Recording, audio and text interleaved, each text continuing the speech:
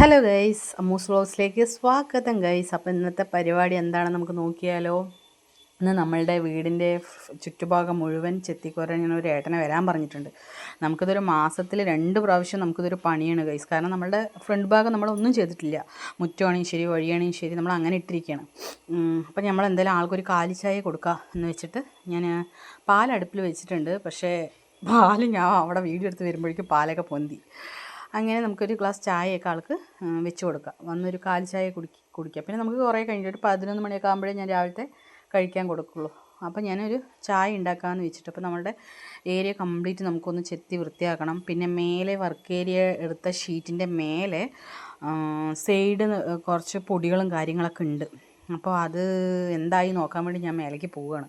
അപ്പോൾ അങ്ങനെയാണെങ്കിൽ നമുക്ക് അവിടുത്തെ പണി കഴിഞ്ഞിട്ട് നേരെ മേലെ ഒന്ന് കയറി അടുപ്പിക്കാമല്ലോ എന്ന് വെച്ചിട്ടേ. കാരണം ആ സൈഡ് അങ്ങനെ ഒരു കോൺക്രീറ്റിൻ്റെ പീസുകളൊക്കെ അവിടെ കിടക്കുന്നുണ്ട്. അപ്പോൾ അത് കുറേ ആയി അവിടെ തന്നെ ഉണ്ട്.